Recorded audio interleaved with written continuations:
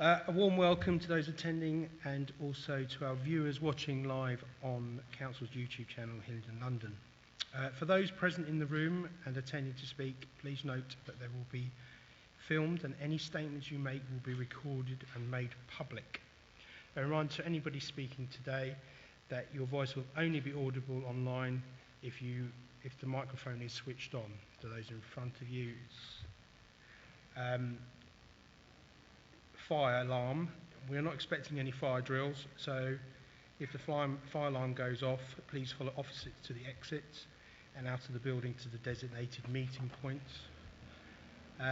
Mobiles and tablet devices. For those in the room, please switch off your mobile device for the meeting as the meeting starts, or put them on silent. Please note that councillors on the committee may use their laptops or tablets during the meeting to view agenda paperwork.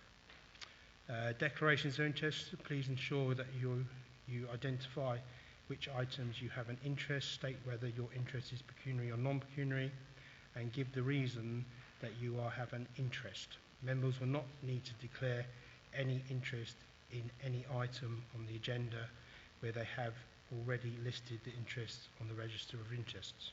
That was quite good, wasn't it? Furthermore, you do not need to declare an interest just because you are, for example, a ward councillor. Thank you, and we'll go for a roll call now on officers and councillors present. I'm Councillor Higgins, I'm the chairman of this committee. Councillor Moore is my vice chairman present. Good evening, Mr. Chairman, I'm present. Councillor Wally. Who is he? Didn't receive any apologies. No, he was here a minute ago, Sheeran. Okay, I'm sure he'll come in a minute. Councillor Brightman. Present, Chairman. Councillor Kaufman, we have a substitute, which is Councillor Yarrow. Present. Present, Chairman. Thank you. Councillor Morse. Present, Mr. Chairman. And Councillor Bihari. Thank you very much. Officer Corps is James Rogers, Head of Planning.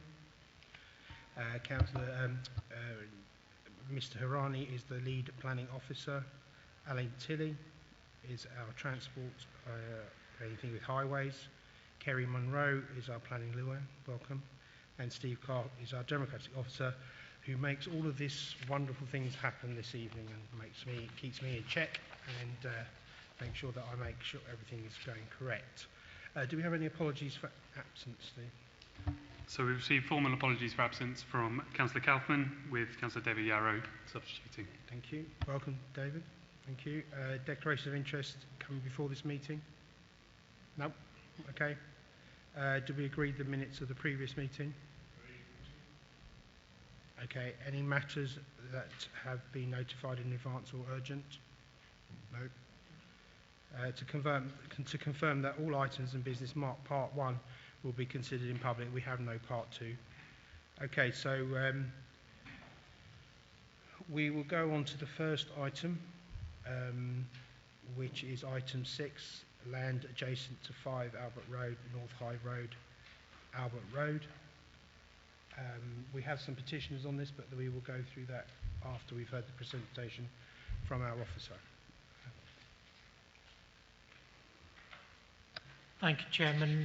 This application relates to an area of land situated at the junction of Albert Road with North Hyde Road. The application is for a Part 2 and Part 3 storey building to provide 6 flats. If I can bring members' attention on page 16 to the history of the site, members will note that planning application submitted or was refused in December 2019 for 5 flats on the site in the form of a 3-storey building, and that application was dismissed on appeal in December 2020. This is a resubmission which has amended in some respects the building, but your officers still consider that the principle of the development in terms of its impact on the visual amenity of the area and the impact or the limited provision of amenity space are still issues that have not been overcome from the previous application. If I can bring members' attention to page 22 and 23 in particular, that relates to the impact on the appearance and character of the area.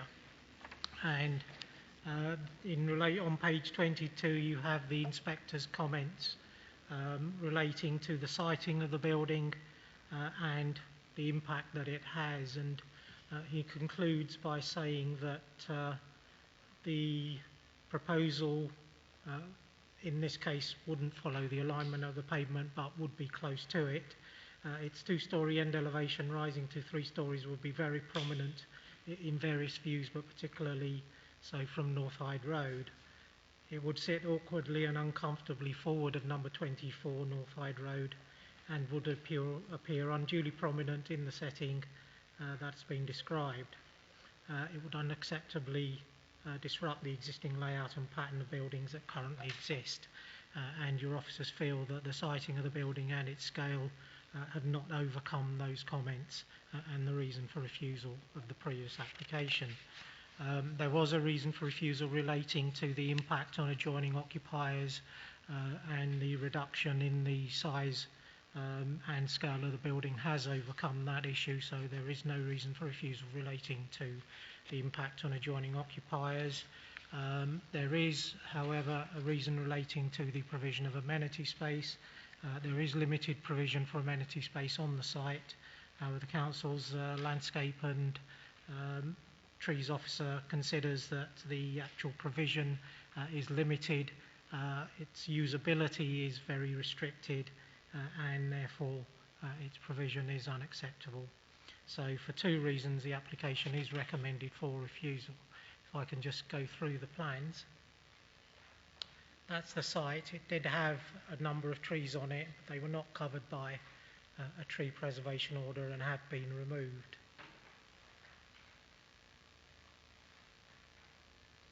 And that's the existing elevations. You'll see the Asda building is the large building on the left end of the plan. And that's the siting. It's still considerably forward, as it always will be, given the siting of number 24, which was particularly important, an issue highlighted by the inspector. That's the proposed building. And the elevations. And so that's the adjoining building to the site, and then that's the site itself.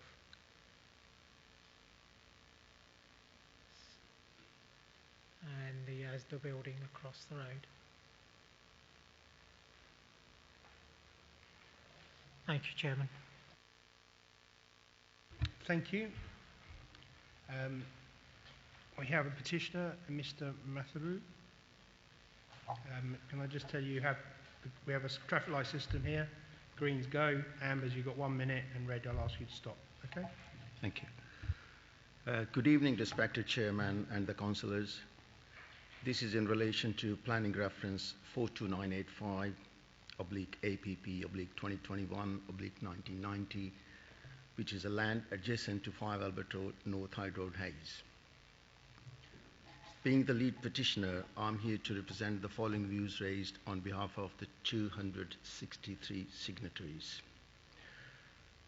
There's not an off-site car parking facility shown in the proposed plan. An average household has 2 to 3 cars. Should the proposed goes ahead, this will mean that the additional 12 to 18 cars will result being parked on Albert Road of the new inhabitants plus the cars of their visitors, thus causing congestion and blocking driveways on Albert Road. This will also make it difficult for the emergency vehicles and rubbish collecting vehicles to get through, being wider vehicles. As you are aware that Albert Road is a very small road, imagine the cars parked on either side of the road and these wider vehicles try to maneuver through.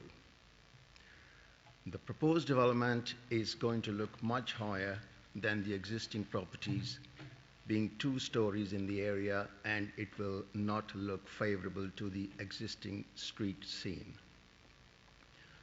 The proposed plan is not in current building line of the North Hyde Road properties and the side of 5 Albert Road, and will be protruding in its entirety. There were 3 chestnut trees planted on this site, which I presume were chopped down by the new owner. As these trees were not uprooted properly, these trees have started to regrow, which enhances the greenery of this site. The proposed development will not safeguard existing trees on this site and thus will zero-rise greenery of the area. The proposed development is too close to North Hyde Road, which is a very busy road. I presume the highway section of the London Borough of Hillingdon should agree with the fact that it can be too dangerous to live too close to a highway. Policy T4, assessing and mitigating transport impacts of London plan, clearly states that development proposals should not increase road danger. DMT2, highway impacts of Hillingdon's plan, clearly indicates that development proposals do not contribute to the deterioration of air quality, noise, or local amenity or safety to all road users and residents. There is a serious health issue of rodents being in the area, and the proposed plan is going to make it worse. Scott Farley has been forwarded images by me in the past. The proposed development is going to affect in loss of all privacy of 5 Albert Road occupants and will have an adverse effect. To sum up, the proposed would be detrimental to the properties in the area by reason of over-dominance, overshadowing, visual intrusion, loss of light, especially to 5 Albert Road, unneighbourly overdevelopment and outlook. So can I request the chairman and the councillors to consider these issues before making the decision? Thank you. Thank you very much. Does any councillors wish to have any questions to the petitioner? No? Okay. We'll then move on to the applicant and the agent, Mr. Richard Conroy. Are you present? No, he's not here. Okay, have we got any comments from councillors? No, not on this one. Okay, fine. So I'll go straight to committee. Councillor Morgan. Councillor Morse. Thank you very much, Mr. Chairman. Looking at this, the applicant is trying to fit a quarter into a pint-sized pot. It's a big overdevelopment of this particular site.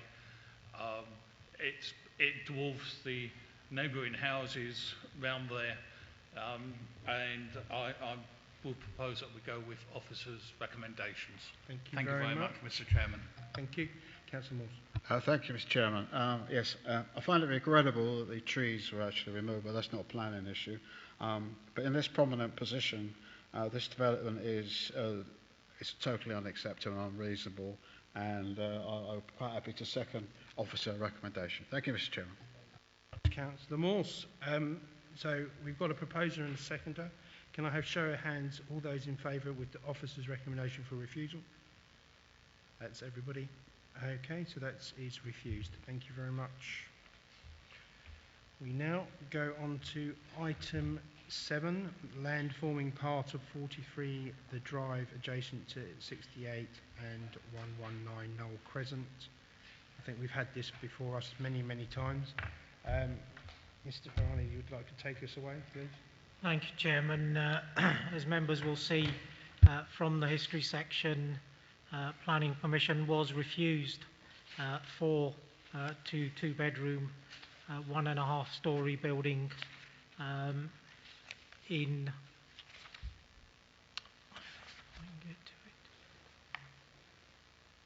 In September of 2019, that was appealed, and that appeal was allowed not very long ago in February of this year. So 4 months ago, that appeal was allowed. In essence, this is a variation of that permission. Officers are not going to argue the principle of the development that has been established by the appeal decision, and the changes that are proposed are set out very clearly on page 41, at the top of page 41. In your officer's view, they are fairly minor changes to the scheme. They include the enlargement of the building to increase the internal floor space from 92 to 102 square metres. There is a relocation of the building further forward in the site so that it aligns with the adjoining property at number 68, and there is an increase in the depth of the building slightly by ½ metre, and the addition of a dormer window on each property, additional to the one that was allowed previously. These changes, in your officer's view, do not raise issues in relation to the impact on adjoining occupiers. The distances that are achieved between the existing dwellings and the proposed exceed those that are required by the local plan, and they do not raise issues of impact on adjoining occupiers, again because the building lines to the rear virtually align, so they don't contravene the 45-degree line. So in your officer's view, there are no reasons why this application can be refused, and therefore it is recommended for approval. If I can just go through the plans.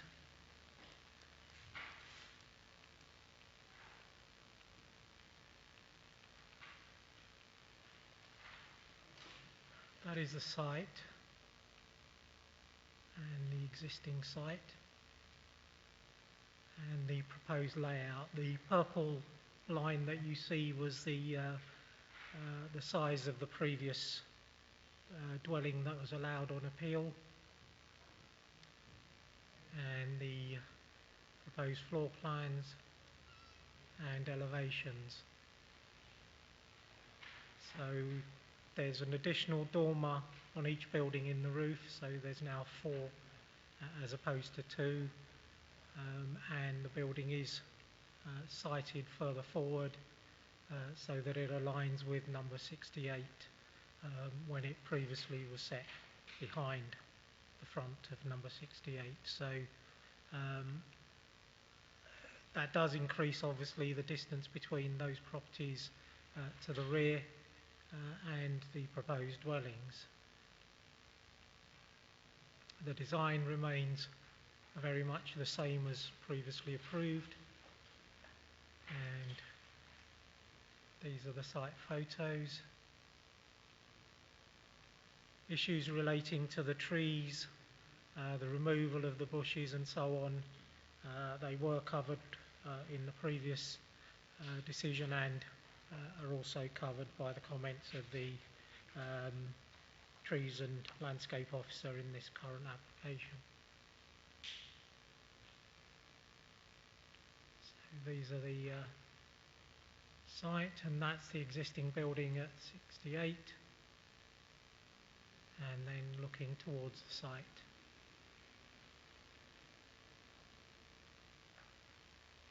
And those are the properties to the rear.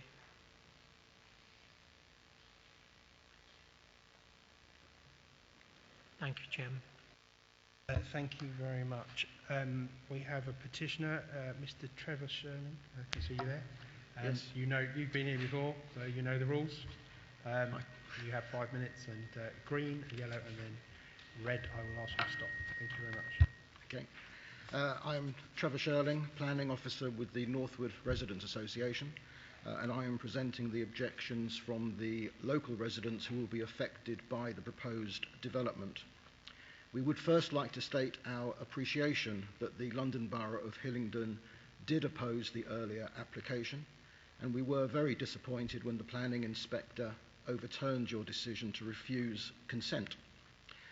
The current proposal differs from the one approved on appeal in that the proposed houses are larger, being 3 bedrooms rather than 2, and higher with extra rooms now in the roof. So as well as the additional bulk, there will be additional overlooking of neighbouring houses, and there will also be a more intense use of the site because of the additional bedrooms.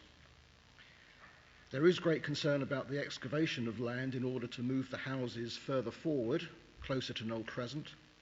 The lower end of the site is easily saturated, with excess water already flowing into the stream that runs along the site and right through to Rice Lido. There was already concern about the capacity of the drains and sewers serving the immediate area to support the extra houses, and now more so with the additional bedrooms and therefore additional occupiers. Whilst the flood report is proposed to be a condition of the application, we believe that the report should be required to be made as part of the application itself, because it will become naturally more difficult to prevent on the grounds of the likelihood of flooding if the report is not produced until afterwards. We believe it is more relevant here than elsewhere because of its specific location. As there is already a consent for 2 houses, subject to obtaining the report, it seems even more reasonable to have that provided with this subsequent revised application prior to a decision. We refer to the applicant's arboricultural report, paragraph 1.5.2, which states that the ground was saturated. We believe that where there is groundwater close to the surface, then under the Water Framework Directive, London Borough of Hillingdon has a duty to investigate and should not give planning permission unless this has been provided beforehand. Coming on to cars, the local residents remain concerned about the impact of additional car parking in Knoll Crescent, which is already often full of cars parked in the street, making access by emergency and utility vehicles difficult. This will be exacerbated by the additional cars that are bound to need to park in the street caused by these 2 additional houses, more so now as the additional bedrooms would mean an even more intensive occupation. Whilst we appreciate that consent was granted on appeal for 2 two-bedroom houses, there is now the proposal for 2 additional bedrooms, and we question whether the planning inspector would have granted consent for 2 three-bedroom houses. And if that has been the intention of the applicant all along, why wasn't that made clear at the appeal? Coming on to trees, there is concern about the protection of the TPO-covered trees, something that the planning inspector made a particular point about. We would ask that the condition relating to trees to be retained be altered so that there is a substantial fine if any of the trees covered by a TPO and which are supposed to be retained are damaged. Otherwise, it could simply be that the trees are damaged and then replaced with inferior trees, which is what we suggest the condition could imply. A substantial fine would be more likely to ensure full protective measures for the TPO protected trees are undertaken. We suggest that the protection of TPO protected trees when work is carried out for an owner-occupier is rather better than when work is carried out by a developer, who we generally feel is mostly concerned about immediate profit. So in conclusion, the concerns are: the proposed buildings are larger and bulkier than those granted on appeal. The potential for flooding is significant, and we request the flood report to be submitted prior to any consent being granted. There are concerns about the loss of TPO protected trees, and request a substantial fine is imposed as well as the requirement to replace any damaged trees. There is concern about the greater impact of cars and on-street parking because of the 2 additional bedrooms over and above the 4 currently consented. For these reasons, we urge you to refuse the planning application. Thank you. Thank you very much, Mr. Sterling. Actually, spot on time. How about that? It's really good. You must have been practicing that thing. Do we have the applicant or agent present? Mr. Jeff Gillett or Malskinski? No, not present. Any comments from councillors? None at all. Okay, I'm going to let James come in before I go to committee because there's a few points that you made. And sorry, before we go further, does anybody have any questions for the petitioner? So, okay, fine. Thank you, Chairman. I'm going to specifically respond on the drainage matter, but before I comment on that, unfortunately our hands are tied a bit on this one because the inspector allowed the principle of the two dwellings. Obviously, your officers and you as a committee, we've spent 10 years opposing the principle of development here, but unfortunately we've lost the appeal, and as Major Hirani explains, your officers consider these are quite minor changes, so I really do think our hands are tied a bit here. With respect to the drainage, it should be noted inspectors already considered it acceptable to condition drainage, so I don't think, I think it really boils down to whether we as or you as a committee think that you'd like to strengthen the condition, notwithstanding what was agreed by the planning inspector. So I'm going to reference page 35, condition 15. I'm going to immediately point out there's a slightly unusual wording that the condition starts with, because it says that no development approved by this permission shall be commenced beyond superstructure works. And members will immediately note that's a slightly unusual wording. It's something we've used on school applications because there's been an urgent timescale involved. I think as drainage is an important issue here, as rightly pointed out by the petitioner, and I would suggest that notwithstanding any wording agreed by the planning inspector, that we would wish that to be changed to prior to commencement, so that at the point we get the final landscaping and tree protection details, we can at the same time look at the sustainable drainage systems proposed. I don't think it would be particularly clever to be looking at the drainage at the point they reach superstructure works. So I'm conscious I haven't responded to all the points praised by the petitioner, but I would say the slightly sweeping statement that I really do think our hands are tied a bit here.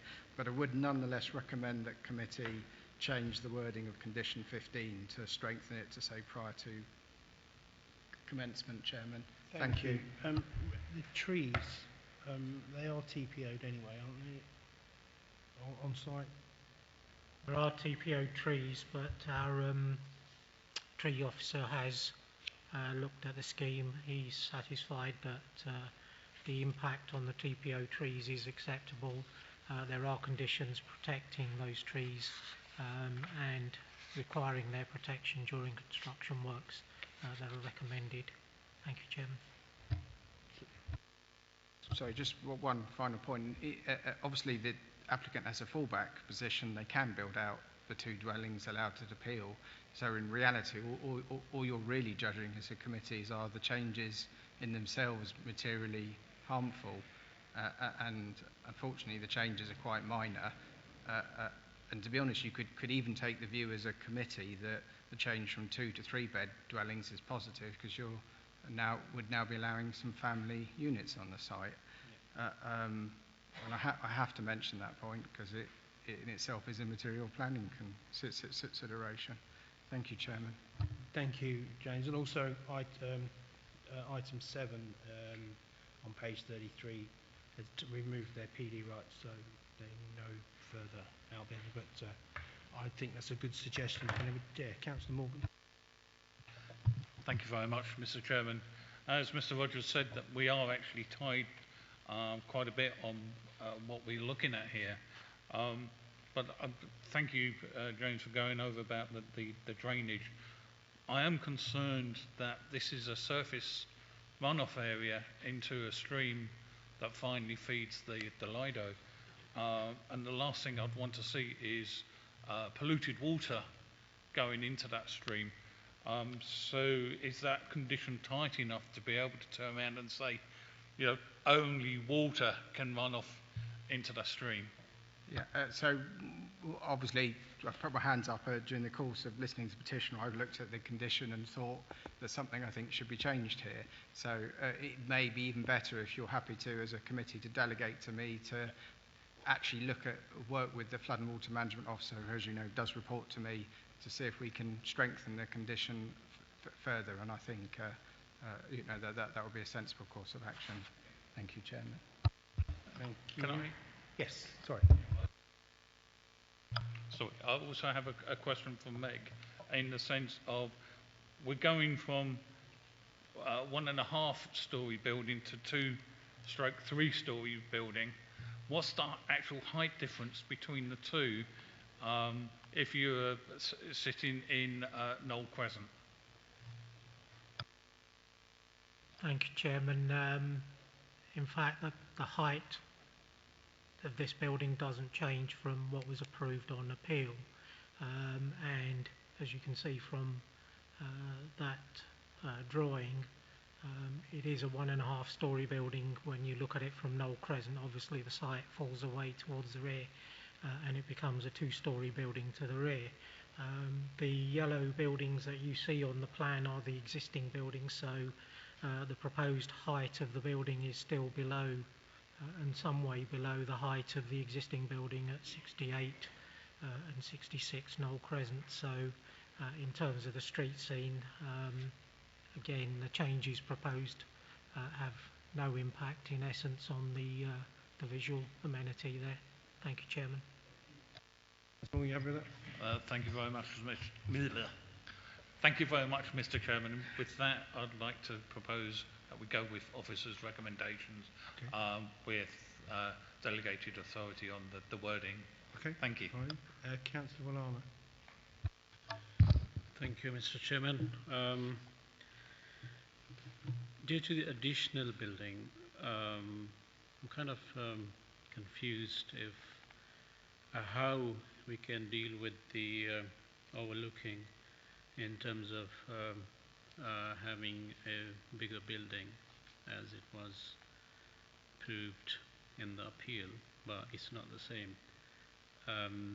There would be a fear of overlooking, and in terms of drainage, we might need a more informative and the right wording. How can we tighten this condition? But other than that, I'm happy to second. Thank you, Councillor Wallana. I think we covered that in just a few minutes ago. So I'll go straight to committee to vote on this. Obviously, we're going with, I've got a proposal and a seconder to go with officer recommendations plus strengthening and delegated powers to the planning officer on item 15, condition 15, beg your pardon. Do we all agree or not? Perhaps a show of hands, please. That's everybody's thing. Yeah, full house, as I would say. Bingo. Okay, so that one's done. Thank you very much. We move on to item 8. You can, by the way, you're more than welcome to stay, but if you wish to go, you may go. You don't. We haven't closed the doors and you cannot leave, but you're more welcome to go. But we'll go on to item 8, which is our next petition item, which is St John's School. Councillor, Mr. Horani, would you take us away on this one, please? Thank you, Chairman. This application relates to the gatehouse at St John's School on Potter Street Hill. In fact, the gatehouse is accessed from Wheeland Road, and the proposal is to subdivide the gatehouse, or the northern half of the gatehouse, from a 3-bed unit to provide 2 1-bed units. It is an unusual application in that this building is not what you might call a standard residential dwelling. It forms part of the school, it is used as part of the school, and therefore we as officers consider that it falls within Class F rather than Class C3 of the use classes order.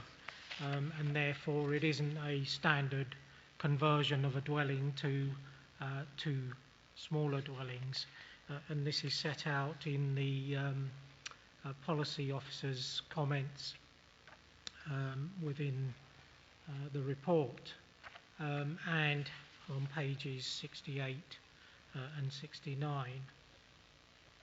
So considering that this isn't a standard residential unit, policy DMH2 and DMH4, which relate to the principle of the conversion of dwellings, in a sense do not apply.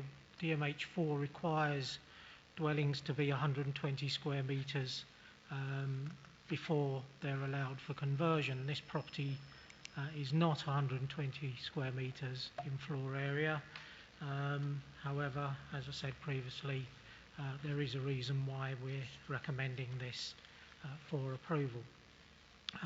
The dwelling units are of a reasonable size, and they both are above 50 units, and given that the justification for their conversion is that they are part of the school premises and they will remain part of the school premises, the officers feel that a condition restricting these buildings to be only used as part of the school premises and not as standard residential units is set out, condition number 7 on page 59.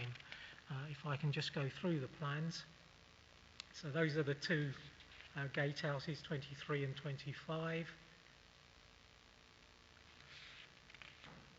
And that is as they are. They're both 3-bed units. Number 25 remains as is. Number 23 is converted as set out there.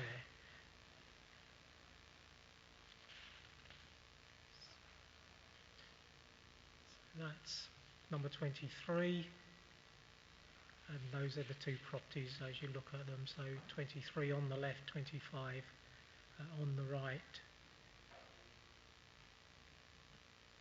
And that's the access, and then the existing entrance to number 23, which is to be retained, and then the back of the properties, and again another entrance, which again is to be retained. So there's little impact on the character of the building from any changes that are proposed. They're very minor, and your officers consider that the exceptional circumstances in this case allow us to recommend approval for the conversion. Thank you, Chairman. Thank you. We have a written statement, petitioner, which is Galbert. So do you want to read that out for me, Steve? Yes. So this is a written statement from the lead petitioner on this, objecting to this item. This written representation is made to the Minor Applications Planning Committee by the Gatehill Residents Association in respect of this planning application. The application presented to the committee with a recommendation from the planning officer that permission be granted. Notwithstanding this recommendation, the Gatehill Residents Association urge you on the committee to reject this application on the following grounds. The application flouts national government minimum housing standards. The application seeks significant changes to a locally listed building. The Gatehill Farm estate is an area of special local character and should maintain a single family occupancy. St John's School have, in their application, adopted a new, currently fictitious address for the property. The application is a piecemeal application and cannot be considered in isolation. On the point of substandard accommodation, the flats created will be smaller than the government recommended size for flats. The building itself is below the London Borough of Hillingdon minimum size for conversion into the two flats, and the converted flats themselves are smaller than the National Standards Policy minimum size. St John's School is prepared to house its teachers in substandard accommodation. This is a statement that is worth repeating. The school is prepared to house its teachers in substandard accommodation. Surely this cannot be right. The school is a wealthy private limited company with healthy profits, and if it really wanted homes for its staff, could well afford to purchase decent accommodation in the locality. It cannot be policy that limited companies are allowed to override policy, as per the officer's recommendation, while individuals are not. On the point of locally listed status, the building is a locally listed heritage asset of the borough, and approval of the application would see it degraded by the additional features. The building would lose its historic significance and the borough would lose an asset for future generations.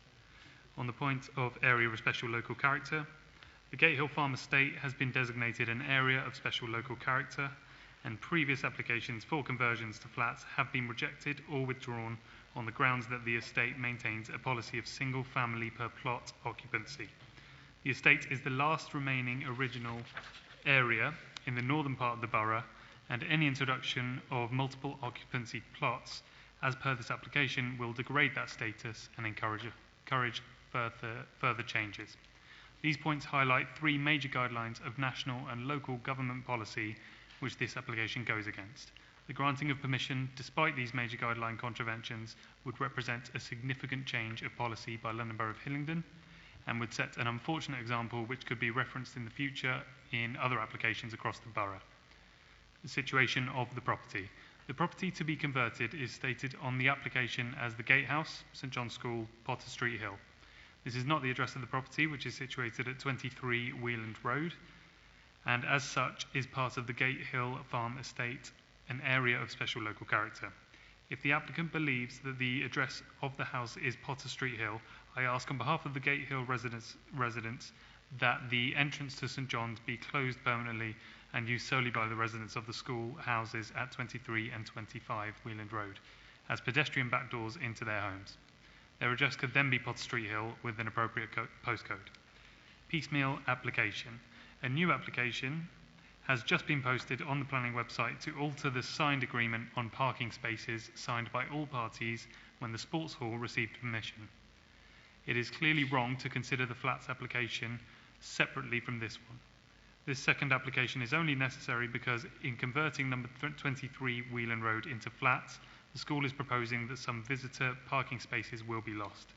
This second application highlights the fact that the original application is a piecemeal application and cannot stand alone without changes to these previously agreed parking arrangements. These new parking arrangements are unacceptable as they will result in headlight beams from turning vehicles being directed into houses on Wheeland Road, thus creating a significant disturbance for the occupants. I trust the committee will take note of these serious objections, particularly the fact that the accommodation to be created will be substandard and in upholding the rules and standards laid down by both national and local government will refuse the application. Thank you very much, Steve. Before we pick up any questions, I'll ask officers to comment on some of those comments there. We have the applicant here, Mr. Robinson. I can see you over the back there. As you know, there's the traffic light system. Green start, yellow is 1 minute, and red I'll ask you to stop, okay? It should be one of those buttons in front of you. I think it's the abstain button. There you go. Thank you very much. First of all, thank you very much for the positive recommendation and the opportunity to speak at this committee. The school is investing significant sums in refurbishing this locally listed building. The benefits of having two one-bed flats over a single three-bed property are significant in allowing the school to recruit and retain particularly young members of staff for whom access to the local housing market is problematic due to cost. The proposed planning condition to restrict use to be ancillary to the school is understood and accepted. As has been the case from before I joined the school in 1995, this is only for accommodation for school staff, not for commercial letting. Following concerns from the conservation officer, we amended the plan such that the only visible change in the building is the new entrance door within the arch. This will match the existing door. We will remove two poor quality trees and replace with 4 new ones. The parking plan has been agreed with the planning officer and we have accepted all of the recommendations. Thank you very much for giving me the opportunity to talk. Short and sweet. Anybody got any questions for me? No? Okay. I'm going to ask James to come in. Oh, sorry. Councillor Morse. I just got one issue. It's saying here it's not C3 use and that we don't have enough amenity space. Do we ever condition the length of use? Because it's not got enough amenity space, do we ever condition such a situation? I accept this is unique to this school. Eh?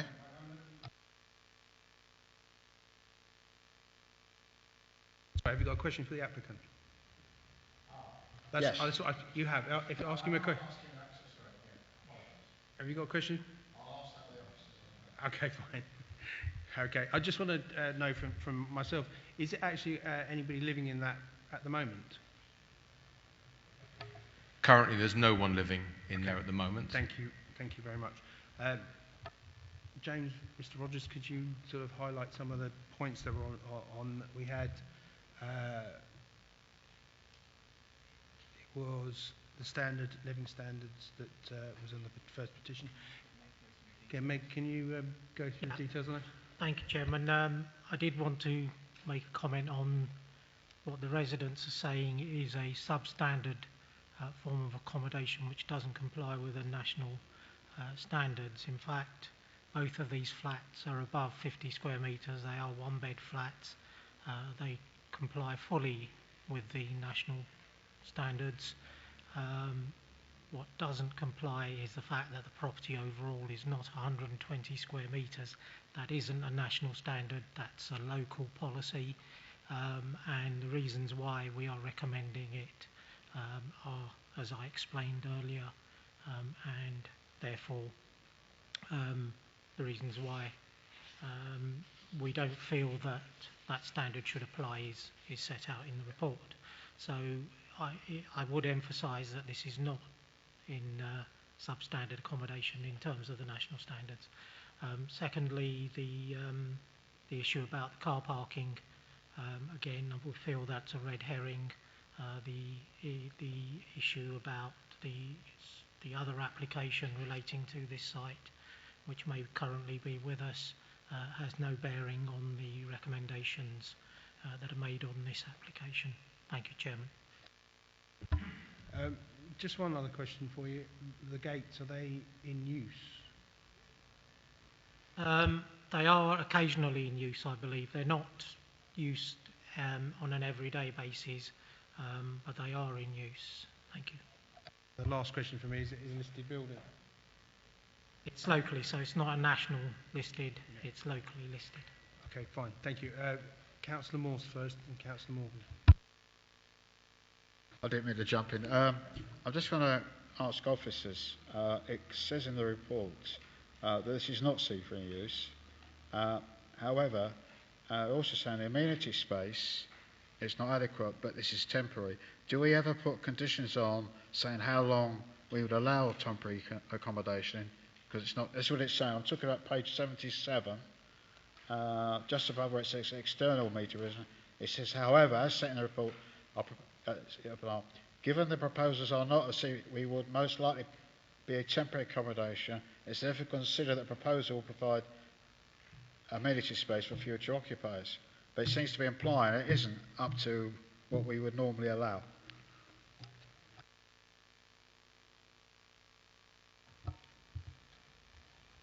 I mean, in terms of how long the accommodation is going to be used for, we don't know the answer to that, so it's perhaps probably not the cleverest of wording to say temporary accommodation. What I would say is our understanding is that it's going to be teaching staff. Effectively, the condition concerning the use of dwellings means it has to be school staff. They would have access to the grounds, so effectively if somebody wanted to have a walk at night, they've got their staff pass, they can go out the door and have a walk. So it's an unorthodox amenity space requirement. You could argue it far exceeds the minimum amenity space given the extent of the school grounds. So it is slightly unorthodox, but we do see various benefits from this proposal because in effect I think it's well understood that whether it's teaching, nursing, lots of people in key services that have difficulty achieving housing. What the school's trying to do here is to help some of its staff in terms of their housing need. The one point I was going to say, though, is we really do think this is a one-off in effect as officers, and I do understand the concern of the Residents' Association that they are very, very fearful this might create some form of precedent. If members so wish, we can always add an informative explaining that this really is a one-off planning decision. The only reason I mention that is the decision notice is a separate document from the planning report, and the decision notice, you might have someone at a future date that says, look, here's an approval of a subdivision, but the benefit of the informative is it would say quite clearly that this is a one-off, because I mean, as members will see from the photos, there are no other properties remotely like this on the Gatehill estate. It really is a one-off situation. Okay, Mr. Chairman. I'm just going to say I'm quite happy to accept the informative. That's fine. Okay. Just highlighting that condition 7, I think, supplements what was just said, because it's just linked to the school use, that the accommodation is for that purpose only. Thank you, Kerry. That's the thing. Councillor Morgan, then Councillor Brightman. Thank you very much, Mr. Chairman. Yes, I know this area fairly well. Walked up around the area on a few occasions delivering. There's not a lot really that we can say on this. It's a gatehouse that is in a poor state of repair. So, if it means that it's going to look better by converted into 2 one-bed masonettes, okay, let's go with it. They've said we've conditioned that it's for school use only. And I'm going to ask if we can have one more condition on that, please, which is the PDI. Can we have the PDI put on there as well, so that if they want to make any changes, it comes to the officers? Other than that, I'll second the recommendation. There's a reason we don't have the condition, because the flats and maisonettes don't have permitted development rights. So if it was houses, then yes, we could take away the permitted development rights, but the starting position is they wouldn't have permitted development rights, so we can't take them away in this case. Councillor Brightman. Thank you, Chairman. This is a question for James. Would the conditioning of saying it's a one-off impact future development of the 3-bed that's attached next door? Or would they, at some point in the future, be able to apply for the same, so there's 4 apartments? In the informative I was referencing, we'd be explaining, that in effect, that it's in the school grounds, and effectively what we wouldn't necessarily be precluding the other half, we'd be precluding the rest of the Gatehill estate. I would envisage is what the wording would say for all intents and purposes. But I mean, it really is a particular set of circumstances, because it's, it is the only property, residential type property in the estate that the school owns, and and as you can see, it's a quite unique property that isn't like anything else on the Gatehill estate. No, I just wanted to clarify that, because obviously if it works for one, then you might as well do the other. Thank you, Councillor Brightman. I've got a few things. The gates that they're actually, I'm going to be naughty, and I'm going to ask you a question. The gates, how often are they used? The gates are closed during the school day, so you can't drive up through there. Okay. But they are open until I think it's about 9:30 in the morning, and then they close until 2:30 in the afternoon. And no parents go in that way? Parents who live on the Gatehill estate come up through there and walk up through there. Walk up, yeah. Yeah. Okay, fine. Thank you very much for that. No problem. I'm allowed to do that. I'm the chairman. The other thing I just want to say is that to officers, that I think if we can get this back into a great state of repair, I think it would be an asset to the estate, to be quite honest. But are we in control of materials and making sure that it is not? Because I mean, when you go through the gate, it's got a lovely cobbled area, which I think would be lovely to keep, and those sort of things. I just want to make sure that we do sort of, make sure that we're using. I'm sure you're going to, but I'm not going to ask you again. That you're going to use good quality materials and that to bring it back into a great state of repair. That's what I really want. I know there's not a huge number of conditions, there's only 7, but the conditions do actually cover all those points. So condition 4 does require details of the materials. We're not just approving them now, and then in number 6 you've got in terms of the external doors and the windows, we will be getting all of the details, so we know exactly what's happening in terms of the repairs to them. I look forward to seeing it in its great state of repair. I'll go to the committee now, and with that additional informative that you've suggested, can I have, I believe you proposed, and you was proposed and seconded, whoever was it, I don't remember. You were first, weren't you, John? I think John, you're both John. Councillor Morse, you were first. So Councillor Morse is proposing and Councillor Morgan is seconding. Can I have a show of hands with the additional informative if we agree with officer's recommendation? They do. It's a full house. Thank you very much. We go on to item 9, which is 56 Swan Road, West Straighton. Megan, I'll call you Meg, then I say Mr. Arani. Can you take us away? Thank you. Thank you, Chairman. This is an application 56 Swan Road, which is a 2-storey semi-detached property. The application is for a single-storey rear extension. The extension complies fully with the council's policies in terms of its depth and in terms of its height. So it is fully compliant, and your officers consider that being the case, there is limited impact on the adjoining occupiers, and therefore it is recommended for approval. Issues have been raised, various issues have been raised by objectors and petitioners, in particular relating to the use of the property as an HMO, and that is set out in the addendum as well as the main report. Your officers have checked the matter. The property is not registered as an HMO. It was reported to the licensing team that there was an alleged use as an HMO in April of last year.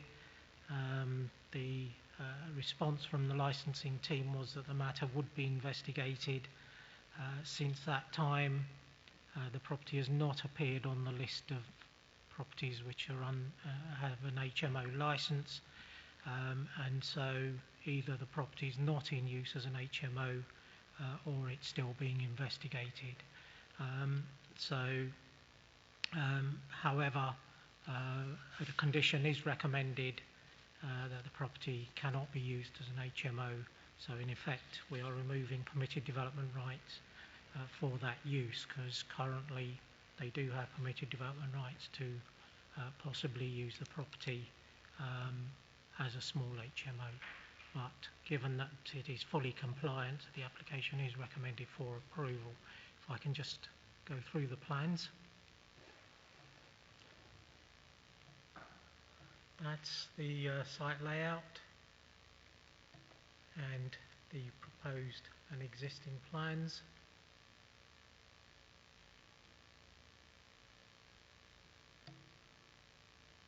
And the proposed elevations and the rear of the building. So in essence it's the corrugated section that's being removed, and then an extension across the full width, including the projection, which comes 3.6 metres from the inset element, so it's 3.6 metres from those windows that you see and not the projecting element. And the adjoining occupier, and that's the front of the property. Currently the property is having, so these are reasonably old photos, they were taken when the application came in. The property is currently undergoing works to its roof, which are being carried out under permitted development for a hip to gable conversion and a loft extension, very similar to the one that you see on the other side, on the right hand side of the photo there. So it is recommended for approval. Thank you, Chairman. Thank you very much. We have the petitioner, Mr. Aked. Thank you very much. I think you've heard what I've said before, so Yes. off you go. Thank you very much. Mr. Chairman, committee members, thank you for the opportunity to present to you my objections to the proposed rear extension to 56 Swan Road. 35 very local residents were happy to sign the petition presented to you to oppose this further development on account of their concern that the house was being used as an unlicensed HMO. The signs, excessive amounts of rubbish, the permanently closed curtains, the number of young adult males sleeping at the property and their vehicles, mainly transit vans, were there for all to see. During a raid in 2020, it was audible that the police were forced to break down internal doors in pursuing their inquiries. As you will have noted from the papers circulated to you, this was reported to the council on 2 occasions in early 2020 and acknowledged by the HMO team. It is then surprising that the case officer has reported that there was no evidence to suggest that the property had been used as an HMO. The use, as stated on the application, is as a family home, and to her credit, she has recommended that should the application be approved, the property must only be used for that purpose. Nonetheless, it is most unusual for a house for occupation by a family with children to be equipped with 3 shower rooms and 4 WCs, but no bath. I suggest to you that this is more consistent with an intention to return it to HMO usage than actual family accommodation. My second fundamental objection is the extent to which the proposed extension will restrict the amount of light entering my rear reception room.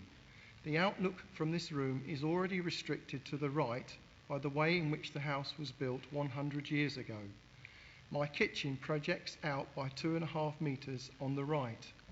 Even after revision, the proposed extension to number 56 will project out on the left of this window by 3.6 metres and to a height at least twice that of the existing garden wall. Slide 1, please. There is no evidence of any check having been undertaken to determine the compliance of the proposed extension with the 45-degree rule as set out in the section A1 24 to 26 of Part 2 of Hillingdon Council's published local plan. Since number 56 is a mirror image of number 54, slide 2 please. At my home, I have been able to, using the submitted plans, to indicate the 45-degree sightline from my rear reception window. This intercepts the proposed extension at approximately 1.7 metres depth, well short of the 3.6 metres that is being proposed. The Council's policy, DMH D1, in regard to alterations and extensions to residential dwellings requires, Part A, Sections 2 and 5, that a satisfactory relationship with adjacent dwellings is achieved and there should be no unacceptable loss of outlook to the neighbouring occupier. Neither of these conditions, I suggest, have been fulfilled by the proposed extension. Slides 3 and 4. May I draw your attention to the 3 photographs of the rear of the 2 properties. This may enable you to visualise the narrow corridor that would be created by this extension on my side, as I am already overshadowed by the new loft extension in situ. Slide 5, please. Having lived at 54 for almost 60 years, I am entitled to the right of light to my living room. I therefore respectfully ask the committee to refuse the application on the grounds of loss of light, outlook and amenity to my property and questionable designation of the application property as a family dwelling. I thank the committee for allowing me the opportunity to address them, but would respectfully ask the committee to defer their final decision until a site visit has been made now that the new loft conversion is in place, as this already alters the character of the back of 56 Swan Road. Thank you. Thank you very much. Has anybody got any questions for the petitioner? Yes, Councillor Morgan. Thank you very much, Mr. Chairman. Mr. Aked, you mentioned there was 3 showers and 2 toilets. I'm looking at the plans. I couldn't see 3 shower rooms. One downstairs. Yep. One on the first floor, and there'll be one in the loft conversion. Oh, right. Well, we haven't got that. We don't have that information. Right. Thank you. Thank you. Anybody else? No? Okay. Do we have the applicant, Mr. Sean Robinson? Is Sean Robinson here? No? It's not Sean Robinson. I don't think the applicant, no, the applicant hasn't confirmed. No, it hasn't confirmed. Okay, so there's any comments from councillors on it? Yes, we have Councillor Sweeting. Thank you. So I'll read Councillor Sweeting, Ward Councillor's statement that she submitted. I ask that the following written comments as Ward Councillor for West Drayton on the above application be considered at the Minor Applications Planning Committee on the 13th of July, as I'm not able to attend the meeting in person. Although the officer recommendation is for approval, there are some serious issues I bring to the notice of the committee, which could have a significant impact on the approval recommendation. One of the plans is showing the side elevation with a 6-metre extension, which is concerning and confusing, as the proposed extension, as seen by the floor plan, shows an extension of some 3.6 metres from the original rear wall. An extension of 6 metres would not be allowed. Therefore, approving all of the plans would mean approving inaccurate plans. It is a pity that the plans do not include those of the attached 54 Swan Road, as these would show how the proposed extension will seriously affect the main living areas of that property. The design of the building already creates a tunnelled courtyard effect at the rear, and the proposed extension will seriously reduce light to the kitchen and dining room of number 54, which already suffers from poor natural light, having north-facing rooms. We also have the issues highlighted in the petition by a significant number of residents relating to the previous use of 56 Swan Road as an unofficial large HMO. Its use as an unlicensed HMO was reported on a number of occasions by the lead petitioner and many other residents as early as March 2020, and this was acknowledged by Hillingdon officers in email correspondence. The 3 bedrooms and its dining room and living room were all used, I am advised, as bedrooms, so creating a large 7+ capacity HMO. Unfortunately, due to COVID restrictions, officers were not able to confirm its use as a large HMO, although local residents have the necessary evidence. If officers had been able to confirm this, it could have meant that the recent approval of the loft into more bedrooms would have not been allowed under permitted development rules. The applicant has stated that the property is a family residence, when it was in fact used as an unofficial HMO for some time prior. Therefore, on current evidence, it is likely to be a large HMO, again, as soon as building work is complete. In non-COVID times, its unofficial status would have been established, but COVID has thwarted this, to the extreme concern of residents who have experienced the increased noise and parking problems created by those living previously in the property. It should also be noted that the photograph of the front garden shows that the applicant has paved over the whole of the front garden, leaving none of the required 25% garden areas, so creating 2 parking spaces, one of which can only be accessed by driving over the pavement, which is strictly against council policy. Approving the application as a family residence will be the first step in making this property into a large HMO, with the continuous problems this is likely to create for neighbours and local businesses. I therefore respectfully ask the committee to refuse the application due to the inaccuracy of one of the plans, the impact on light to the adjoining 54 Swan Road and its main living areas, and the inconsistencies surrounding the designation of the property as a family residence. I thank the committee for considering the points I have raised. Thank you, Steve. I was going to ask James Rogers to come in with some of those items. There is a bit of housekeeping I have to do first. Unfortunately, the plan pack has the plans we're approving and one superseded plan, and that's where Councillor Sweeting's comment about 6 metres comes in. So just to clarify, on all your paperwork in terms of the report refers to 3 different plans that are Rev B. So we're only approving Rev B plans. On page 212, there's one of the old Rev A plans that has a site plan. So this is page 212. That page 212 is an old plan. That's not a plan you're approving. Sorry, officers should have pointed that out as part of the presentation. So you're approving page 213, which is a 3.6 metre deep extension then the floor plans on page 214 and the elevations on 215 and 216. So, Councillor Sweeting is right to an extent, but it's because of an error, unfortunately, in the plan pack. So just to clarify, it is only a 3.6 metre deep extension.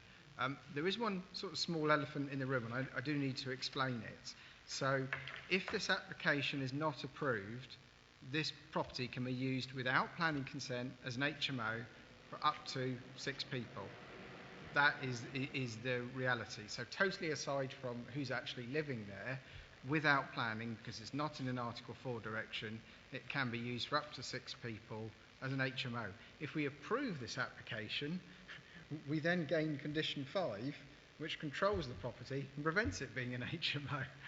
So there is actually a huge benefit in approving this application, because in terms of if we do want to prevent an HMO, we then gain control.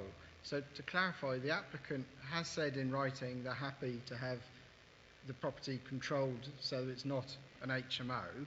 So I would guess that their intention is to do up the property and have it as a family dwelling house. But of course, I don't know the applicant's intentions. All I can tell you is if you approve this, then we gain control over the property and we can prevent it being an HMO. So there is arguably a huge benefit in approving this application. The other main issue is the depth of the extension. I'm afraid I have to be blunt.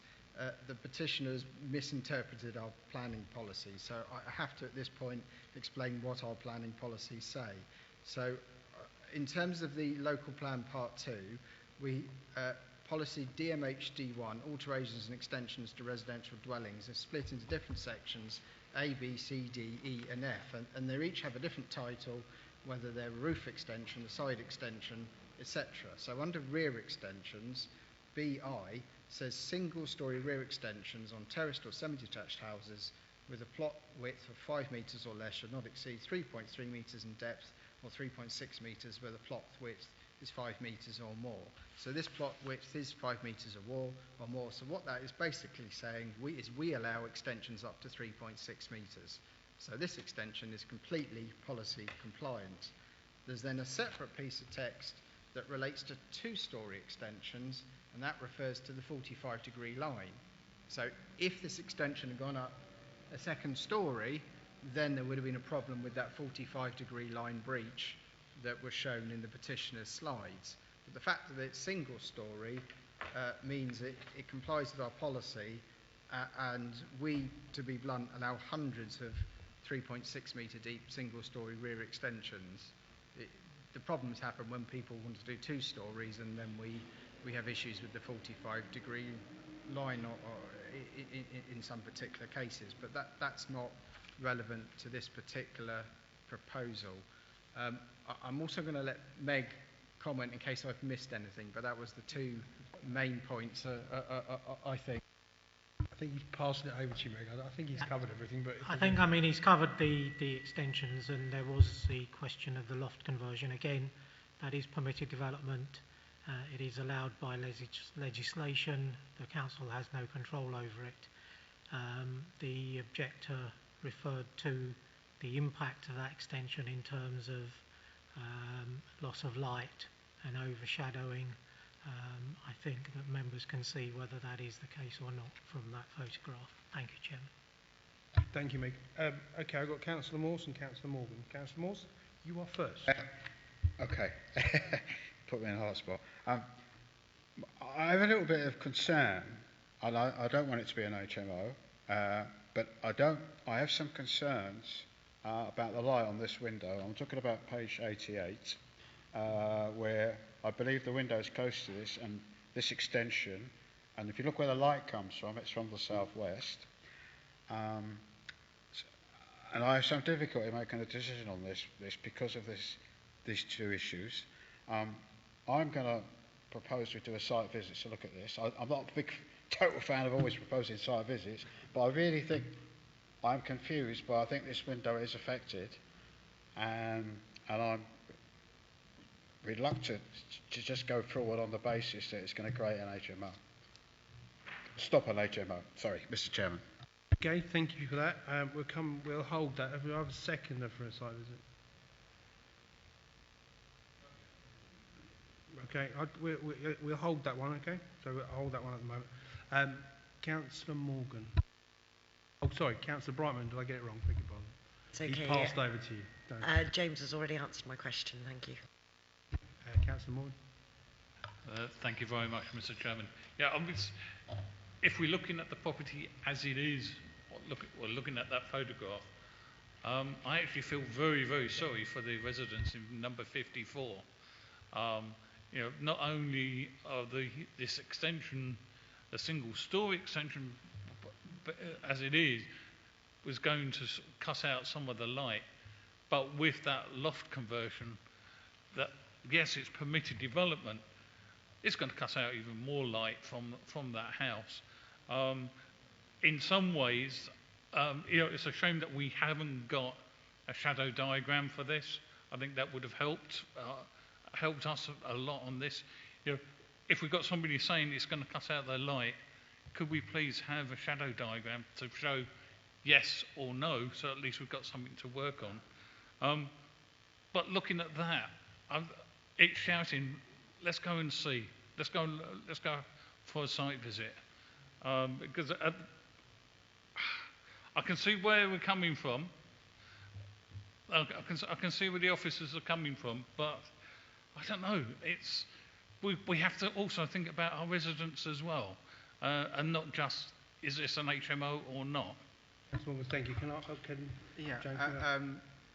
The last 3 or 4 times the committee has deferred for a site visit, I haven't said anything kind of sort of particularly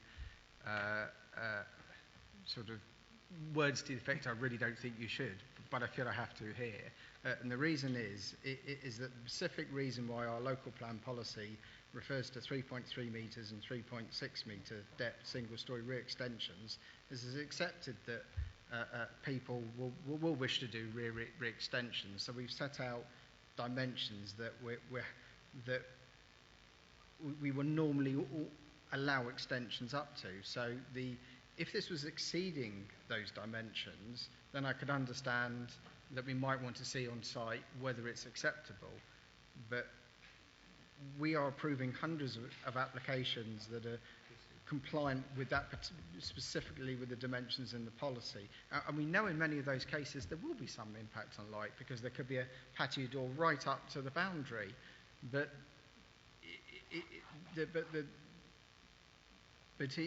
if we refused every extension where there's a window right up to the boundary, then we wouldn't be allowing hardly anybody to extend, which is why we have these thresholds, so that a certain proportion of extensions can go ahead, and then the larger ones then we might perhaps look at on site and consider further.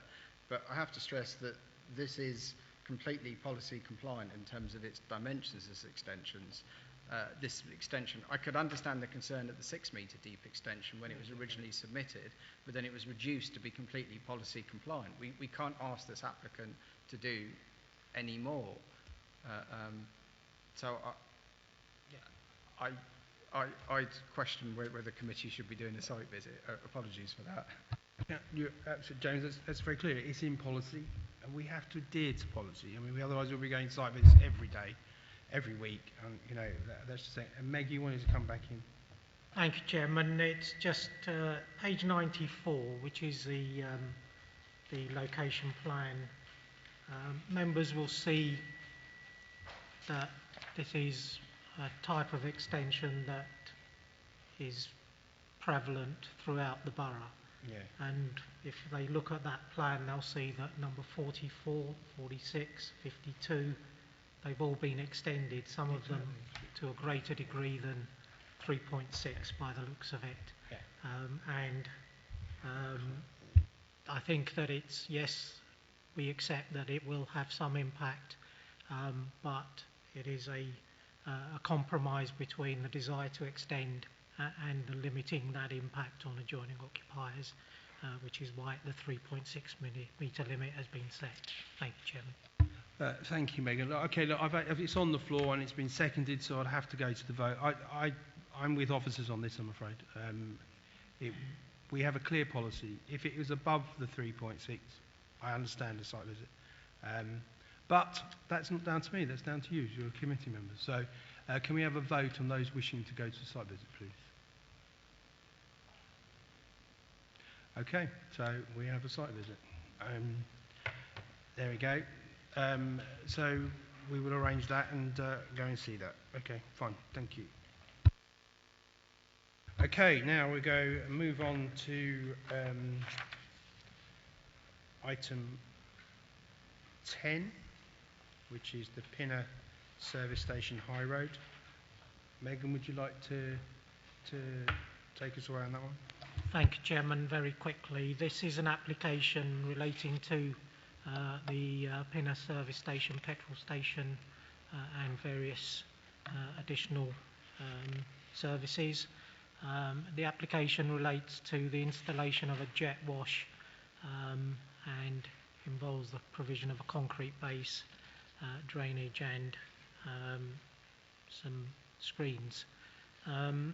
The main issue that members need to consider in this particular case is the impact on the conservation area, and it is a cumulative impact. Members may know the site. It was a fairly small petrol station at one point. It has grown over the time to provide petrol station, retail unit, etc., etc.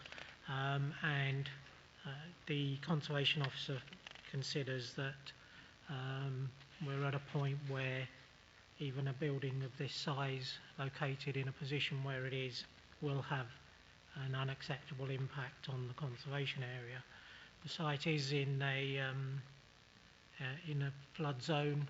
However, the information that's been provided is acceptable in relation to that.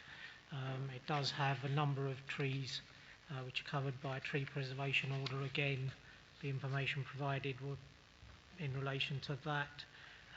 The tree and landscape officer is satisfied that all trees will be protected and are retained.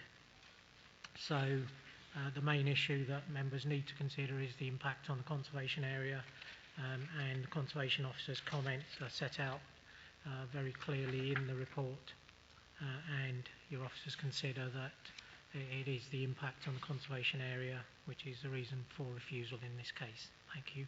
If I can just go through the plans. That is the site and the location of that's the existing plans and elevations, and then the proposed, with the pinky purple being the location of the car wash. So it does have green screens, and then the overhead, and so at one point none of the signs were there. There was a smaller petrol station on the site. This has grown. The building, which is the Budgeons, was a smaller building, and so it's the impact, and these are the properties across the road. And so it's the impact on the conservation area and recommended for refusal on that basis. Thank you, Chairman. Thank you very much. We have a petitioner. Forgive my pronunciation. Is it Vozella? So if you'd like to have your 5 minutes now. Thank you. Thank you very much, Mr. Chairman and councillors, for allowing me to speak at this committee meeting. I'm representative of, I live in Flag Walk, and we're speaking on behalf of 33 signatories to a petition against this development. I'm as I said, a local resident, and I do use the station quite a lot, and I think they're an asset to the community. However, this development poses a few issues which have been discussed in our as part of our petition. Two issues I'd like to highlight is one is the nuisance of this proposal. As I said, as has been said, that there's been numerous service stations in the past, and in the past the service station did include a jet wash. There were numerous complaints made, in particular the audio alarm system, which is used for the self-service type of car wash rather than sort of a different type of car wash. And that audio alarm, which there aren't any limits to the time of use, are particularly useful to highlight to the user, but it's also very disruptive to nearby residents. In the past, complaints were made, the noise levels were lowered. However, every time the jet wash was serviced, for whatever reason, the noise levels increased to their original levels, with further rounds of complaints having been made by residents. So there was no noise restrictions or hours of use restrictions on the application, which the residents across the road in Flag Walk, the noise would travel quite easily up through that area, and the residents would find it quite disturbing. Also, by way of the conservation area, the applicant has made no attempt to try to use a palette of the local area. There are historic buildings in the area. They've just used a cookie cutter type of approach for a jet wash. There's been no attempt to do something different, unusual, in a positive sense. I note that the National Planning Policy Framework talks about causing no harm, but at the same time the applicant could have caused a benefit in their application. I don't think they've really tried very hard in this attempt.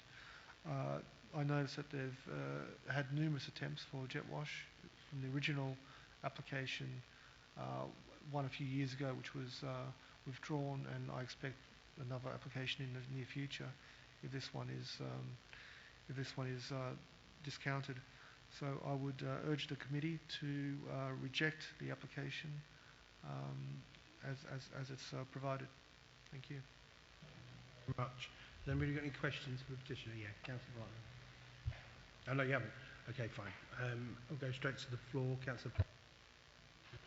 Thank you, Chairman. I think this one's a fairly easy one to go with. I recommend we go with officers' recommendations for a refusal. Mr. Morgan. Thank you very much, Mr. Chairman. I know this area fairly well myself, as I'm sure many of our councillors do. It's a very busy road, High Road, Eastcote. Even at the dead of night, there's always traffic flowing along there. And there have been numerous accidents on this road near this station where cars have just pulled out without looking, or the speed of the traffic, and they haven't had time to stop. And to increase the amount of vehicles going into using this station will only increase the chances of an accident happening here.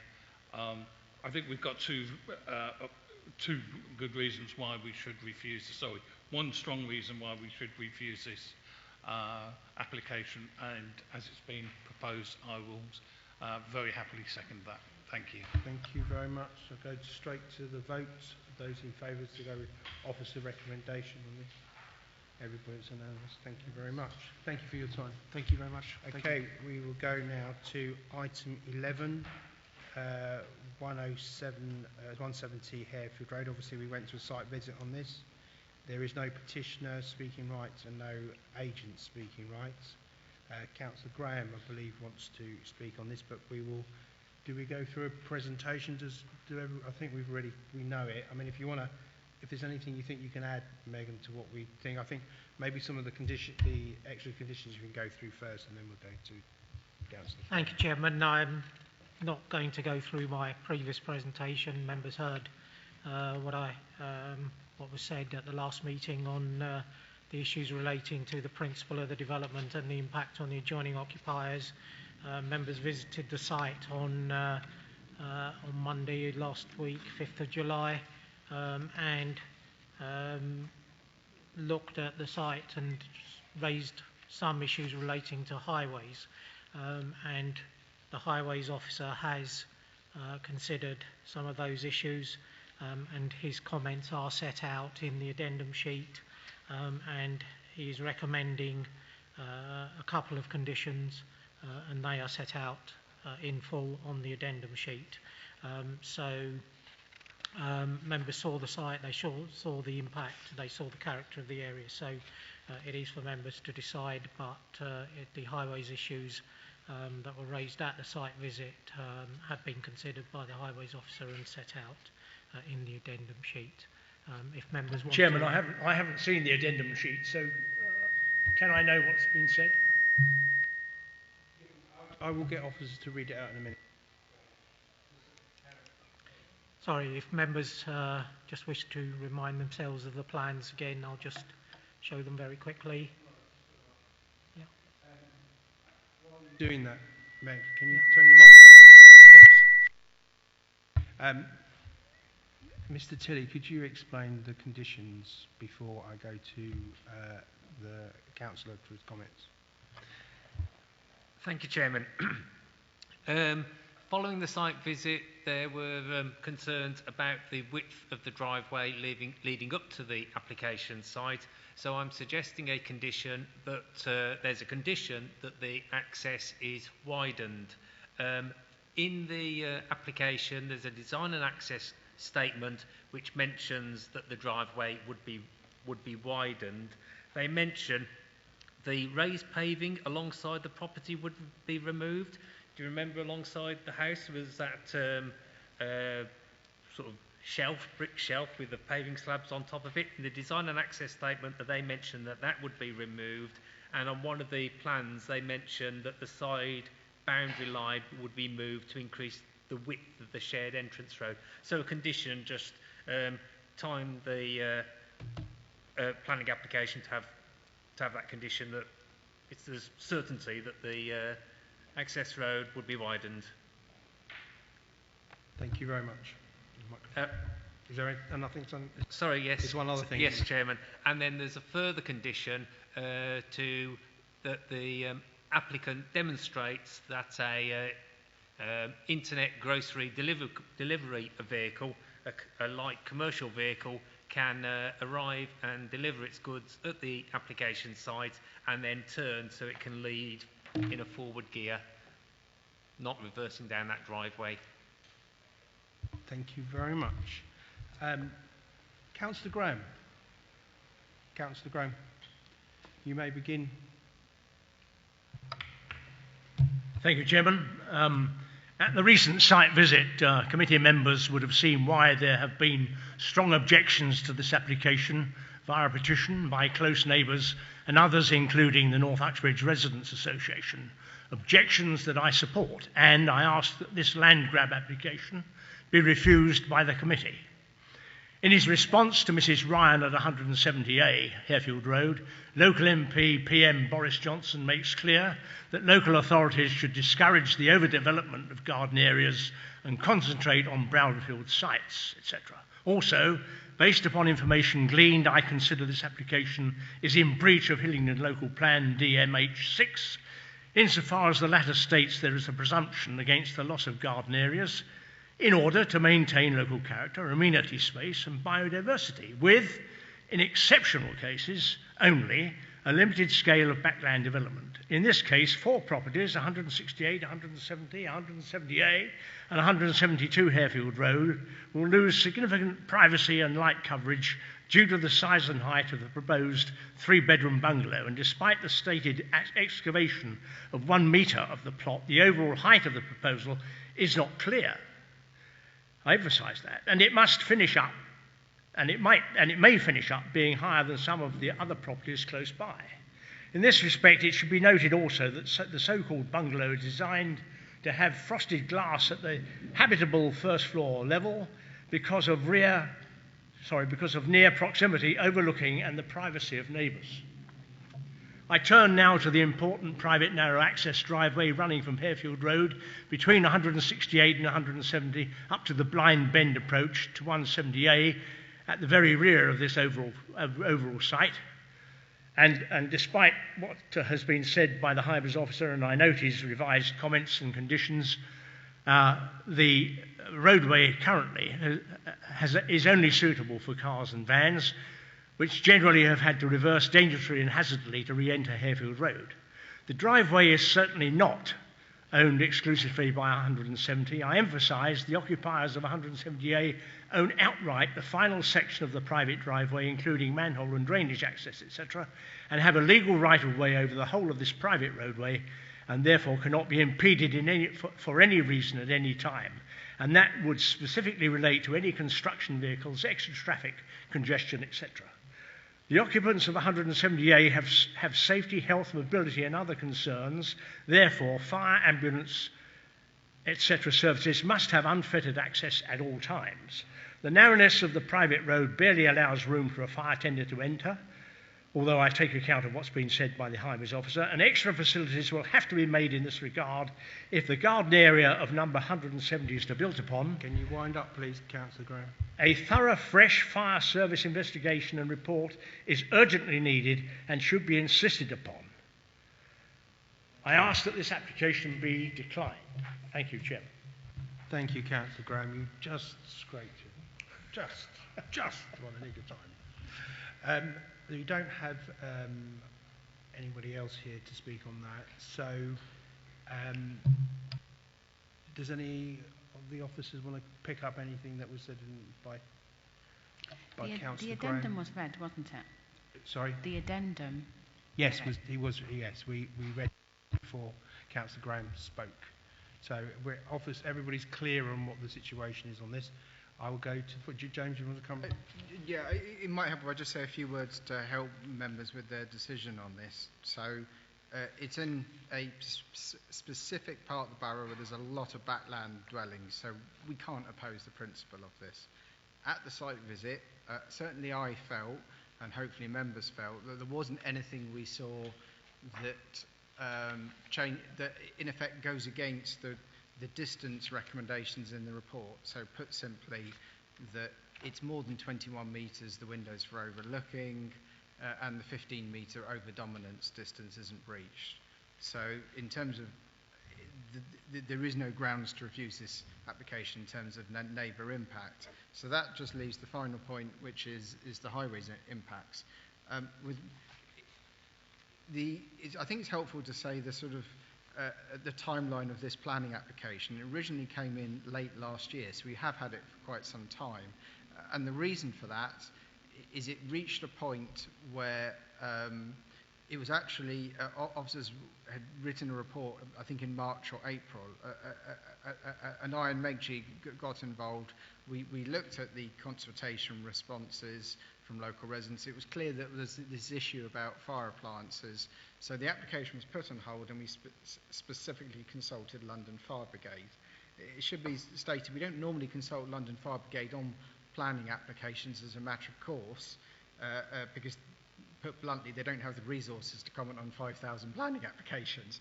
But it is a matter of fact that they're not objecting. I know that's not an answer certain people wanted to hear, but they put it in writing and they're not objecting. But what I would say is they looked at the plans that were submitted, and this is why this extra condition in the addendum is really important, the one that Alan has proposed, that we do the changes to the driveway. Because obviously if the fire brigade have based their decision on no objection on the basis of widening of the driveway, I don't think it would be a concern to me if that was of paramount importance. We didn't then ensure the driveway was widened. So there is actually the two conditions Alan has recommended, I think, are really important and do make the whole process of deferring for a site visit and really carefully scrutinising this application very important. But there is no objection from the London Fire Brigade. I think we've kind of conditioned this as far as we can now. So I think it's at that point that I think members do need to consider approving the application, I'm afraid. Okay. Thank you, Chair. Thank you, James. Councillor, sorry. Kerry. No, just in addition, what I would say is that one of the objections is that the revised plan with the construction compound and what was the second thing that they amended? Yeah, just to explain, the applicant has, since the site visit, clarified that through a plan that the construction compound wouldn't be on the driveway. And the importance of this is one of the questions we've been asked as officers is effectively, are we 100% satisfied that London Fire Brigade will be able to, in the event of a fire, deal with that fire in terms of the new property and the bungalow right at the back. And effectively, we're satisfied that the driveway would be wide enough, and obviously London Fire Brigade aren't objecting. But that said, if during construction somebody decides to put a whole pile of bricks in the middle of the driveway, there is only one way to get to the bungalow at the back. So it is helpful that the applicant has shared a plan. The petitioner's aware of that plan, has queried why we're not consulting them on it, but I think that's a red herring, to be quite blunt. It was simply the applicant trying to be helpful. The key point is that we have conditions that will, and in particular the construction management plan, point E says they have to clarify where the storage of demolition construction materials is on site, and quite obviously we're not going to approve them on the driveway. And I'd be very concerned if we did. So, well, I would stress that we won't be approving them on the driveway. But yes, that's sorry to interrupt, Kerry. So what I was going to suggest, that if the committee was minded to grant the application, I would recommend that the original plan that was submitted with the application be used rather than the revised ones, because one of the complaints made by the petitioner is that they wasn't consulted on the second plan, and I appreciate the condition. The revised plan was trying to alleviate or mitigate whilst the development was in situ. They're trying to provide the construction compound. That's something that could be conditioned to move things forward. That's not me making a recommendation. That's a complete that's a decision for the members. But that's something that the committee should be mindful of. That the original plan should be used if the petitioner hasn't been consulted, or those with interest on this revised plan. Thank you, Kerry. I don't want to call you Miss Monroe or thing, but anyway, I call you Kerry because I know you're Kerry. Right, so I have two speakers, Councillor Walani and Councillor Morgan. Thank you, Mr. Chairman. We previously discussed this application here, and we decided to go for a site visit. It gave us quite clarity on a few things.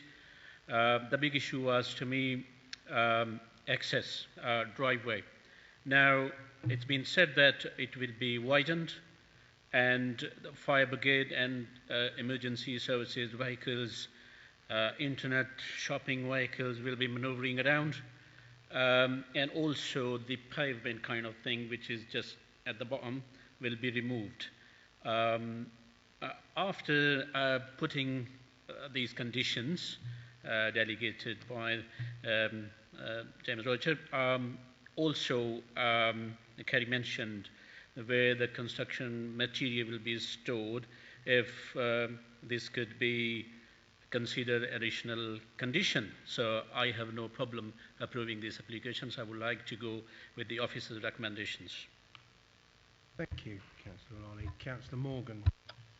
Thank you very much, Mr. Chairman. Yes, I did get there for the site visit, though a little late after accidentally going up the other side of the care home. And it's surprising how very, very similar they are.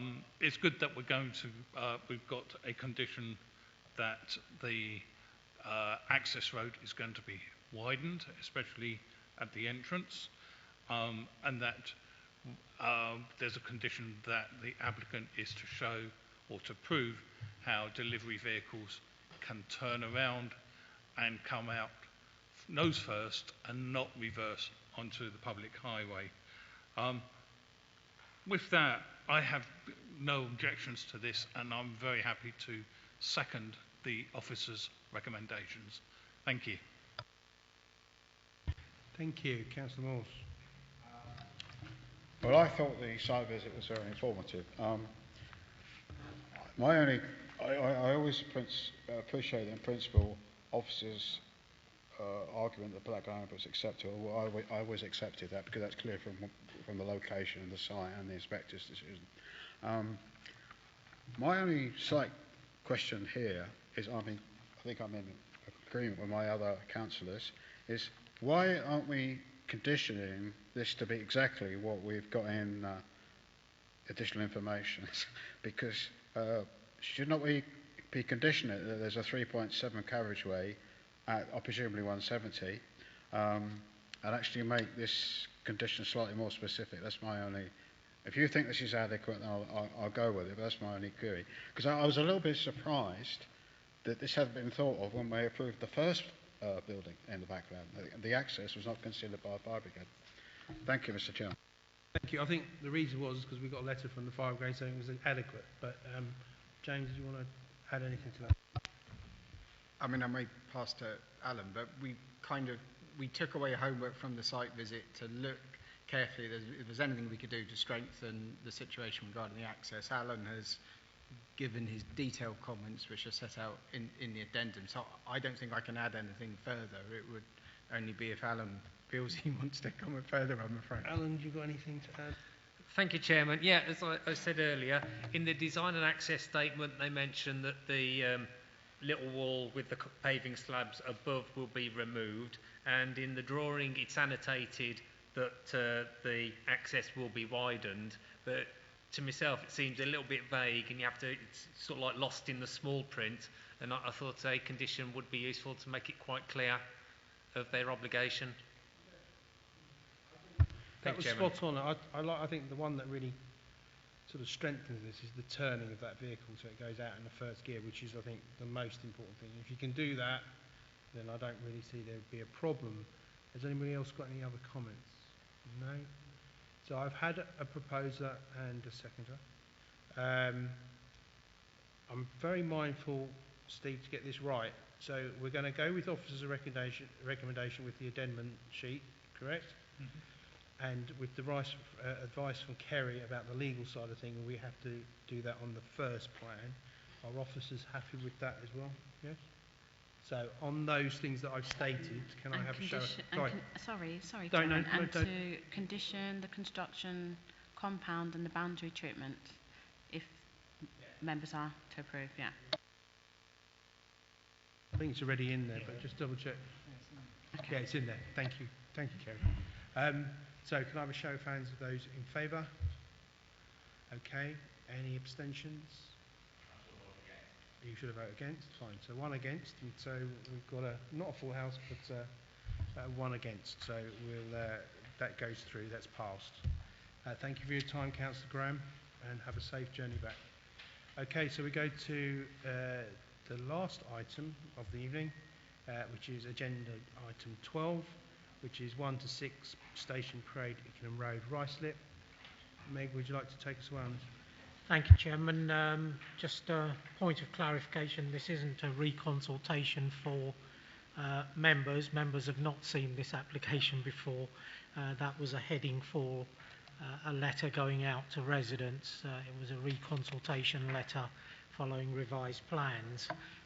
So members have not seen this application before. This is a new report for members. It relates to 1 to 6 Station Parade on Ickenham Road, and it is an application to demolish the existing buildings and to provide a 3-storey building for 8 residential units on the upper floors and 2 commercial units on the ground floor and associated parking and other facilities.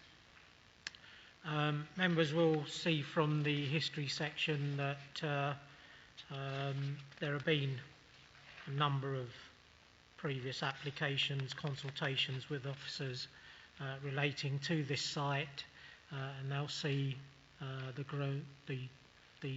gradual reduction, if you like, in the scale and size of the building to the point where we now feel that it is acceptable in terms of its impact on the street scene, in terms of its impact on adjoining occupiers, and in terms of the facilities that it provides. So back in the middle of last year, we had applications for 22 units in a 5-storey building. We were then consulted formally by the applicants on a 4-storey building to provide 10 units, and we gave our comments on that, and we've now come back with a 3-storey building to provide 8 units. All of the units comply with the national standards, and in terms of the impact on adjoining occupiers, they comply with the council's requirements. The officers have worked on the design of the building so that it is now at a point where it is acceptable, and we feel that the application has reached a point where it can be recommended for approval. If I can just show you the plans. That's the existing. It is in a parking management scheme which allows us to recommend it with a Section 106 agreement, taking away rights to obtain parking permits for all residents there. So that's the site at the moment, and then the proposed, and that shows the issues relating to the impact on adjoining occupiers. The properties on Ickenham Close, they are closer than 21 metres, but the design of the buildings is such that there would be no overlooking of those rear gardens from the residential units on the upper floors. And this is the existing, and then the proposed. So you've got 2 large retail units on the ground floor, arcing to the rear, and then the upper floor residential units.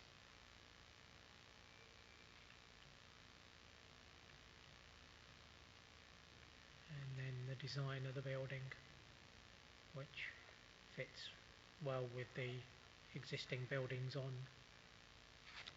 the road.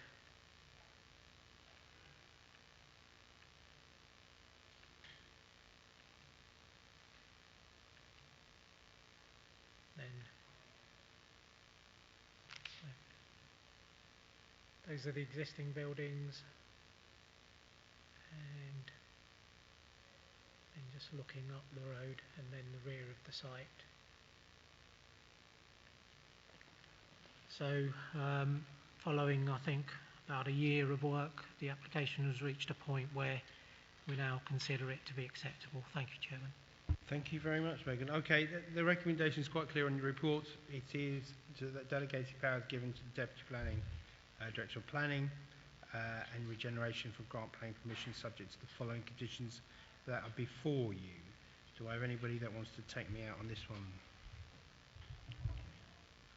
Councillor Morgan. Mr. Chairman, before I propose we go with officers' recommendations, I'm looking through the plans and I can't actually see anything detailing the amenity space for the 8 residential units. Can we have clarification on that, please, from the officers? Meg, do you want to take that up? Thank you, Chairman. If I can just go to the plans.